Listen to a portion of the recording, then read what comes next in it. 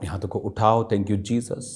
खुदावन, आज तेरा पवित्र आत्मा इनकी ज़िंदगी में बड़े अजीब और अचंभी रीति के साथ कार्य करे। स्पेशल बाइबल टीचिंग को ये सुने और सेम ना रहें खुदावन, और तेरे वचन के ज्ञान, तेरे वचन की रोशनी इनकी ज़िंदगी में अजीब और अचंभी रीति के साथ कार्य करे। मैं इन्हें ब्लेस्ड घोषित करता हूँ खुदावन, आशीषित घोषित करता हूँ खुदावन। तेरे नाम में पवित्र आत्मा के फ्लो की इनकी ज़िंदगी में घोषणा करता हूँ। प्रभु यीशु मसीह के पवित्र और सामर्थी नाम में मैं मांगता हूँ, आमीन आमीन। Hallelujah hallelujah hallelujah hallelujah. बोलो ऊंची आवाज़ में हालेलुया के शब्दों को ऊंची आवाज़ में थैंक यू जीसस बोलते हुए, हालेलुया बोलते हुए। तेरे नाम की स्तुति हो खुदावन, तेरे नाम की आराधना हो खुदावन, प्रभु यीशु मसीह के पवित्र नाम में, आमीन आमीन। पवित्र आत्मा की सहायता से मैं आपको एक बात बता सकता हूँ। बाइबल कहती है परमेश्वर ने पौलुस को कलीसियाओं की गड़बड़ी को ठीक करने के लिए इस्तेमाल किया। बाइबल कहती है पौलुस जो था वो ट्रेंड सेटर था। पौलुस जो था वो कलीसियाओं की रीति किस तरह से होनी चाहिए, किस तरह से, अगर आप बाइबल पढ़ेंगे तो उसने कहा औरत को सिर ढांक कर आना, मर्द को कैसे आना, वो सारे सिस्टम की अध्यक्ष कैसा होना चाहिए, असिस्टेंट कैसा होना चाहिए, वो सारे जितने भी सिस्टम उसने वचन में लिखे हैं, अगर आप बाइबल को ध्यान से पढ़ेंगे तो प्रेरित का ये काम था कलीसियाओं को इस्टेब्लिश करना, कलीसियाओं के सिस्टम को सेट करना। मैं आज आपको बता सकता हूँ परमेश्वर की आत्मा की सहायता से कि आज कलीसिया को इतना दुष्ट आत्माओं से डरने की ज़रूरत नहीं है, जितना रिलीजियस स्पिरिट्स जिनके अंदर हैं वो ज़्यादा खतरनाक हैं आप लोगों के लिए, क्रिश्चियन लोगों के लिए। ये वो लोग हैं जो पहले से ही क्रिश्चियन होते हैं, लेकिन हमेशा आत्मा के कामों का ये लोग विरोध करते हैं। इनकी निशानी है ये अपने आप को बाहर से बदलते हैं, लेकिन अंदर कड़वाहट, विरोध, फूट, विधर्म, विरोध से ये लोग भरे हुए होते हैं। अगर आप बाइबल को पढ़ेंगे, ये स्पिरिट्स जो थी जो सदूकियों और फरीसियों के अंदर, आज बहुत से लोग हैं जो बहस करते हैं क्या चर्च में नाच कर वर्शिप करनी चाहिए। वचन क्या कहता है? हमें किसी के कहने पर करनी नहीं चाहिए, किसी के कहने पे बंद नहीं करनी चाहिए। वचन क्या कहता है? अगर हम भजन संहिता लास्ट अध्याय 150 पढ़ें तो उसमें लिखा यह की यानी यहोवा की स्तुति करो, परमेश्वर के पवित्र स्थान में उसकी स्तुति करो, उसकी सामर्थ्य से भरे हुए आकाश मंडल में उसकी स्तुति करो, उसके पराक्रमों के कामों के कारण उसकी स्तुति करो, उसकी अत्यंत बढ़ाई के अनुसार उसकी स्तुति करो, नरसिंगा फूंकते हुए उसकी स्तुति करो, सारंगी वीणा बजाते हुए उसकी स्तुति करो, डफ बजाते नाचते हुए उसकी स्तुति करो, तार वाले बाजे और बांसुली बजाते हुए उसकी स्तुति करो, ऊंचे शब्दावली झांझ, कीबोर्ड, आनंद के महाशब्दावली झांझ, हाँ, जितने प्राणी हैं सब के सब यहाँ की स्तुति करेगा। था डफ बजाते और नाचते हुए। आपने डफ को ऐसे ऐसे बजते तो कभी देखा नहीं होगा। डफ तो फिर पूरा बजता है खड़ाकेदार।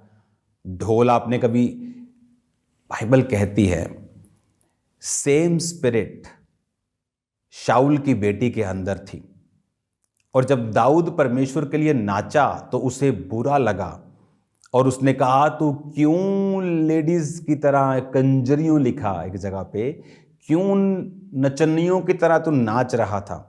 परमेश्वर की उपस्थिति में जब तू नाच रहा था, तेरे कपड़े इधर उधर हो रहे, तेरे टांगे दिख रही, तेरे शरीर दिख रहा था, तू बुरा लग रहा था। उसने कहा वो परमेश्वर जिसने तेरे पिता का सिंहासन मुझे दिया और मुझे और भी बहुत कुछ देने वाला है, मैं अपने आप को नीचा करूंगा।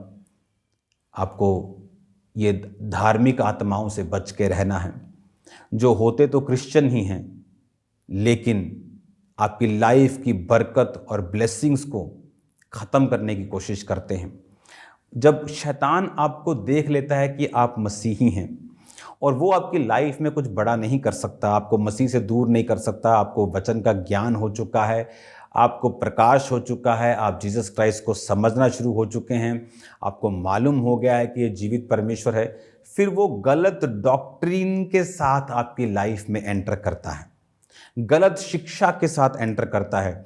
मैंने बहुत सारे, एक नहीं, मैं आपको लोग मिलवा सकता हूं, जो लोग आकर मुझसे मिले हैं और उन्होंने कहा है जब से मेरा बेटा मेरी बेटी किसी के पास बाइबल स्टडी करने के लिए गई है, तब से वो मुझसे बात नहीं करती, तब से वो हीलिंग पे बिलीव नहीं करती, तब से वो डिलीवरेंस पे करने बाइबल स्टडी गई है, लेकिन एक धार्मिक आत्मा ने, स्पिरिट ऑफ रिलीजियन, धार्मिक नहीं बोल सकते, धर्म की स्पिरिट है जिसके अंदर, जो अभी भी क्रिश्चियन धर्म को फॉलो कर रहे हैं सदूकियों की तरह और फरीसियों की तरह।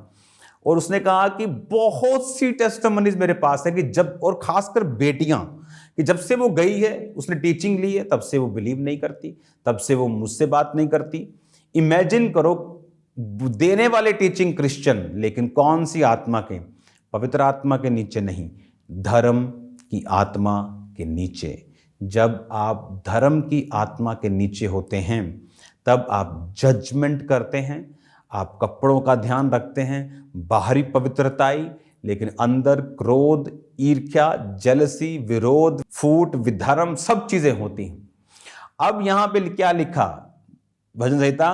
परमेश्वर के पवित्र स्थान में उसकी स्तुति करो। कौन सा पवित्र स्थान? आपका प्रेयर रूम, चर्च, खुदावन की प्रेजेंस जहां पे है। हाँ, डफ बजाते और नाचते हुए उसकी स्तुति करो। शैतान को तब भी पसंद नहीं था। कब? शाऊल की बेटी कहती, तू बड़ा बेकार लगता था जब तू नाच रहा था। हाँ, शैतान को तब भी नाच कर वर्शिप करना पसंद नहीं था, क्योंकि शैतान एक वर्शिपर था। उसे वर्शिप करने की महत्वता के बारे में मालूम है। उसे मालूम है जब एक व्यक्ति वर्शिप करता है तो कौन सी ब्लेसिंग्स के नीचे परमेश्वर उसको रखता है, किस तरह के बंधन उसकी जिंदगी से टूटते हैं। पौलुस और सिलास जेल के अंदर क्या लिखा? ऊंचे शब्द से परमेश्वर की स्तुति कर रहे थे। अब वो बोल सकते थे हम धर्मी हैं भाई, कैदी क्या समझेंगे, आधी रात है, उठ जाएंगे, कोई परवाह की उन्होंने। इसीलिए बाइबल कहती है आधी रात को ही परमेश्वर ने भूकंप भेजा और उनको छुड़ाया। आज चर्चों में तालियां जोर से मारने डर लगता है लोगों को, जोर से अगर ऐसे ऐसे कर दिया तो लोग देखने लगते हैं कि भाई ये कौन नमूना आ गया हमारी चर्च में। हालेलुया। इतना बांध दिया उन्होंने परमेश्वर को, इतना पवित्र आत्मा को डब्बे में बंद कर दिया कि वो छूटते ही नहीं। पौलुस और सिलास तो छूट गए, लेकिन वो नहीं छूटे। अभी भी बीमारियों के संगल, अभी भी गरीबी उनके घरों में नाचती है, बीमारियां उनके घरों में नाचती हैं, दुष्ट आत्माएं नाचती हैं, नशे नाचते। क्रिश्चियंस के घर में क्यों? वर्शिप नहीं करनी आती, आत्मा में अभी भी बंधे हुए हैं, डर लगता है, संग आती, शर्म आती। किसी ने बोल दिया चर्च में नाच के क्या वर्शिप करनी, खुदा दिल को देखता है। अगर वो दिल को देखता तो भजन संहिता 150 बाइबल से कटवा दो, जहां लिखा है कि डफ बजाकर, नाच कर, आप मन में नहीं नाचते, आप शरीर से नाचते हैं। डफ बजाकर धूम धड़ाके के साथ परमेश्वर की वर्शिप करो। जीवित परमेश्वर की वर्शिप करो, मुर्दे को थोड़ी मान रहे हो जो मरा हुआ वर्शिप करोगे, जीवित परमेश्वर की वर्शिप कर रहे हो। हालेलुया। उसने कहा डफ बजाते हुए, नाचते हुए उसकी स्तुति करो। हालेलुया। अब हम मत्ती 2 उसकी 19 आयत से मैं आगे पढ़ूंगा। हेरोदेस के मरने के बाद प्रभु के दूत ने मिस्र में यूसुफ को स्वप्न देकर कहा, उठ, बालक और उसकी माता को लेकर इजराइल के देश में चला जा, क्योंकि जो बालक के प्राण लेना चाहते थे वो मर गए हैं। वो इतनी जल्दी कैसे मर गया? अभी तो ये बेबी बहुत छोटा है, लेकिन वो राजा जो उसकी प्राण के पीछे था और बच्चे मरवा दिए, वो मर गया। आपको लगता है कि आपका विरोधी जो आप विरोध करता है उससे कुछ नहीं होगा। प्रभु ने आपको माफ करने के लिए बोला है। उसने कहा जब तुम माफ करेगा तो उसके सिर पर अंगारों का ढेर लगाएगा। और ये सुनकर कि अरखिलाउस अपने पिता हेरोदेस की जगह पर राज्य कर रहा है, जाने से डरा और फिर स्वप्न में चेतावनी पाकर गलील प्रदेश में चला गया। अब यहां पर समझने वाली बात है कि जब वो जा रहा था तो उसे मालूम हुआ कि अरखिलाउस उसका बेटा ही राज कर रहा है। तो उसे मालूम था चोर का बेटा चोर, विरोधी का बेटा तो विरोधी है, तो वो डरा। उसे लगा कि वहां जाना भी सेफ नहीं है। तो परमेश्वर ने स्वप्न में चेतावनी दी। परमेश्वर ने कहा, तू परमेश्वर मत बन, ज्यादा सियाना मत बन, ज्यादा चालाक मत बन। अगर मैं तुझे कह रहा हूं वापस चला जा तो चला जा। चेतावनी दी परमेश्वर ने कि अपनी मर्जी नहीं करनी है, खुद नहीं सोचना, अपना दिमाग प्रयोग नहीं करना। चर्च में कौन कामयाब है, सेवकाई में कौन कामयाब है? जो अपना दिमाग नहीं, जो परमेश्वर की आत्मा का दिमाग यूज करते हैं, जो अपना माइंड यूज नहीं करते, खुदावन का माइंड यूज करते हैं। हालेलुया। कामरा चर्च बड़ा कैसे हुआ? अपना दिमाग यूज नहीं किया, खुदावन का इस्तेमाल किया, स्पिरिट को इस्तेमाल किया। टेंटों में चर्च लगाई, बारिश में वहां रहे, धूप में वहां रहे, लग्जरी भवन बना के नहीं बैठे 500-700, 1000, 2000 में। बाहर होकर काम किया, खुल के काम किया, कि जब तक ऐसा प्लेस हमें नहीं मिल जाता जहां हजारों लाखों लोग उस भवन के अंदर बैठ सकें। हालेलुया। क्या लिखा परमेश्वर ने? उसने कहा, चेतावनी उसको दी। क्या चेतावनी? कि अपना दिमाग मत लगा। अगर तुझे बोला है, जब तुझे बोला था कि हेरोदेस मरवाना चाहता है, यहां से मिस्र चला जा, तो चला जा। अगर बोला है वापिस आ जा, तो दिमाग मत यूज कर कि अभी तो उसका बेटा राज कर रहा है, मुझे गाइड मत कर। कुछ लोग परमेश्वर को गाइड करना शुरू करते हैं। उन्हें यह नहीं मालूम कि बाइबल कहती आत्मा हवा की तरह है, तुम नहीं जानते हवा किधर को आती और किधर को जाती है। एक उसी तरह आत्मिक व्यक्ति भी है जो आज एक चीज के लिए तुम्हें मना कर सकता है और दूसरी ही दिन उस चीज के लिए तुमको अलाउ कर सकता है कि आज तुम लुधियाना नहीं जाओगे। बोला नहीं नहीं, पापा ने बोला लुधियाना नहीं जाना। कल पापा बोलते लुधियाना जाओ। ये क्या हुआ? कल आप बोलते थे। परमेश्वर का कमांड किस समय पे आपकी लाइफ में आएगा, आत्मिक व्यक्ति इस बात को समझते हैं। उसने कहा, स्वप्न में चेतावनी पाकर फिर वो गलील प्रदेश में गया, नासरत नामक नगर में जा बसा, ताकि वचन पूरा हो जो भविष्यद्वक्ताओं के द्वारा कहा गया था कि वो नासरी कहलाएगा। हालेलुया। आप देखते कितना, अभी हम दूसरे बाब पर हैं, कितनी बार यह आ गया। वचन में लिखा है कि इमैनुअल उसका नाम रखा जाएगा। वचन में लिखा था कि कुंवारी गर्भवती होगी। वचन में लिखा था कि वो मिस्र से मैंने अपने पुत्र को बुलाया, वो पूरा हो। वचन में लिखा था वो नासरी कहलाएगा। हालेलुया। बाइबल कहती बहुत सारे सदूकी, फरीसी और शास्त्री इस बात पर बहस करते थे कि नासरत से कोई भी भविष्यद्वक्ता पैदा नहीं होगा। लेकिन उन्हें यह भूल गया कि नासरत से पैदा नहीं होगा का मतलब कि वहां पैदा होने वाला कोई भी नहीं होगा, पर पैदा होने के बाद वहां रह सकता है। और जीसस क्राइस्ट के जीवन में लोगों ने इसलिए भी जीसस क्राइस्ट से ठोकर खाई। उन्हें लगता कि क्या नासरत से भी अच्छी वस्तु निकल सकती है, क्योंकि वहां कोई भविष्यद्वक्ता पैदा नहीं होगा। तो वो लिखे पर भी जाते थे, लेकिन उन्हें यह मालूम नहीं था। उन्होंने खोज पड़ताल करने की कोशिश नहीं की। आज लोग कुछ उल्टा सीधा सुन लेते हैं, लेकिन अंदर की तह में नहीं जाते। किसी के से नेगेटिव स्टोरी सुन ली, जैसे मैंने सुनी थी, धर्म बदल देते हैं चर्च वाले। बस ना देखा, ना चेक किया, ना खुद गया, बस धर्म बदल दे, मैं भी धर्म बदल देते, मेरे घर मत आना। वही किया जो लोग गलती करते हैं। लेकिन मैंने बरकत को पाया जब मैं जाकर देखा कि क्या सचमुच धर्म बदलते हैं? नहीं। क्या सचमुच गलत काम होते हैं? नहीं। क्या सचमुच गलत तरीके के साथ धर्म बदला जाता है, लालच दिया जाता है? नहीं। मुझे तो कोई पैसा नहीं मिला धर्म बदलने का। अगर कोई हो तो मुझे बताओ, दिलवा दो, चर्च में लगा देंगे। ये धर्म बदलने वाली वो कहानी है कि आज तक टीवी पे आता है, यूएफओ देखा, यूएफओ देखा, अमेरिका के पास एलियंस है, लेकिन है देखा किसी ने नहीं, क्योंकि वो है ही नहीं। कोई एलियंस नहीं है। परमेश्वर ने इंसान को बनाया, आपको बनाया। ये किताबों में है। जिस तरह धर्म परिवर्तन की स्टोरीज बनी है, वैसे एलियंस की स्टोरीज बनी है। हालेलुया। वैसे ही एलियंस हैं, जैसे धर्म परिवर्तन है वैसे एलियंस भी हैं कि बेबुनियाद देखी दिखाई एडिटिंग की हुई बातें किसी नतीजे पे नहीं पहुंचा सकती। और अब यहां पर उसको इंस्ट्रक्शन मिलती है कि वहां मत जाना। और बाइबल कहती है वो अपने दिमाग को फिर उसने त्यागा कि मुझे खुदा की ही सुननी है, अगर परमेश्वर भेज रहा है तो वो मेरी सुरक्षा भी रखेगा। वहां पे वो गया, नासरत नामक नगर में जा बसा। क्यों? ताकि प्रोफेटिक वर्ड पूरा हो कि वो नासरी कहलाएगा। हालेलुया। 3 अध्याय 1 आयत। उन दिनों में यूहन्ना बपतिस्मा देने वाला आकर यहूदिया के जंगल में प्रचार करने लगा, मन फिराओ क्योंकि परमेश्वर का राज्य निकट आ गया। ये वही है जिसकी चर्चा यशायाह भविष्यद्वक्ता के द्वारा की गई थी।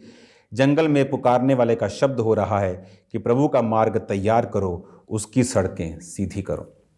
अब यहां पर लिखा हुआ है, 4 आयत भी पढ़ेंगे। तब यूहन्ना ऊंट के रोम का वस्त्र पहने था, अपनी कमर में चमड़े का कटिबंध बांधे हुए था, उसका भोजन टिड्डियां और वन मधु था। अब आपने ये बात को समझ लिया कि बार बार वचन को पूरा किया गया। भविष्यद्वक्ताओं की पुस्तक में मैनुअल के बारे में लिखा था, कुंवारी गर्भवती होगी लिखा था। मत्ती 2:15 में हेरोदेस के मरने तक वही रहा, इसलिए वह वचन जो प्रभु के भविष्यद्वक्ता ने कहा था पूरा हो कि मैंने अपने पुत्र को बुलाया। भविष्यद्वक्ता ने कहा था कि मैंने अपने पुत्र को मिस्र से बुलाया, वचन पूरा हो। नीचे वो नासरत नामक नगर में जा बसा ताकि वह वचन पूरा हो जो भविष्यद्वक्ताओं के द्वारा कहा गया था कि वो नासरी है। कौन कह रहा है? भविष्यद्वक्ता। किसकी सहायता से? अपनी मर्जी से, आत्मा की सहायता से। एक एक बाइबल का वचन पूरा हुआ। खुदा अपनी टाइमिंग से उसको लेके आ रहा है। मिस्र जाने की टाइमिंग थी, नासरत में रहने की टाइमिंग थी, नासरत से बाहर आने की टाइमिंग थी, प्रीचिंग शुरू करने की टाइमिंग थी, क्रॉस पर चढ़ने की टाइमिंग थी, पवित्र आत्मा उतरने की टाइमिंग थी, कलीसिया का प्रचार करने की टाइमिंग थी, बिखरने की टाइमिंग थी ताकि दूसरी जगहों पे पहुंच सके। और आपको लगता है आपका वीजा नहीं आ रहा, परमेश्वर को टाइमिंग नहीं मालूम। आपको लगता है आपकी लाइफ में ये काम नहीं हो रहा, परमेश्वर को टाइमिंग नहीं मालूम, वो टाइमिंग से बाहर है। उसको सब पता है। वो आपको आशीष देगा, वो आपको बरकत देगा। बने रहो, अड़े रहो, खड़े रहो। वो आपको सेम नहीं छोड़ेगा यीशु मसीह के सामर्थी नाम में। आप सेम नहीं होंगे इन जीसस ने। वो आपकी लाइफ को सेम नहीं रहने देगा। आप बरकतों को पाएंगे। आप परमेश्वर की योजनाओं के नीचे हैं, आप आशीषों को देखेंगे। उसमें बने रहें, उसमें खड़े रहें। शाम को प्रेयर माउंटेन की प्रेयर्स को अटेंड करना नहीं भूलना। संडे बड़ी meeting, anointing oil distribution meeting attend करना नहीं भूलना। खुदावंद आपको छुएंगे, डिलीवर करेंगे। आप सेम नहीं रहेंगे, आपकी लाइफ सेम नहीं होगी। जितने लोग आज पहली बार इस प्रार्थना को देख रहे हैं, अपनी आंखों को बंद करके मेरे पीछे बोलें, प्रभु यीशु मैं पापी हूँ, मुझे माफ़ करें। अपने लहू से धोकर मुझे पवित्र करें। मुझे अपनी संतान होने का अधिकार दें। प्रभु यीशु मसीह के पवित्र नाम में, आमीन। एक जीवित चर्च का हिस्सा बने जो लोग प्रभु को ग्रहण कर चुके हैं। जिस तरह स्कूल कॉलेज जाना ज़रूरी है, एक जीवित चर्च अटेंड करना ज़रूरी है। वो चर्च नहीं जो सिर्फ ईंट और मिट्टी से बना है, जहाँ पर आराधना हो, वर्शिप हो, गवाहियाँ हो, सामर्थ के काम हो, जहाँ जीवित यीशु का प्रचार किया जाए। चर्च के एड्रेस आपके स्क्रीन पर आएंगे। आप उन चर्चिस में, इन ब्रांचेस में शामिल हो सकते हैं। आज शाम को मिलेंगे खुदावंद की प्रेजेंस में, प्रेयर माउंटेन में। आपकी डिलीवरेंस, आपकी हीलिंग श्योर है यीशु मसीह के नाम में। गॉड ब्लेस यू ऑल, आमीन।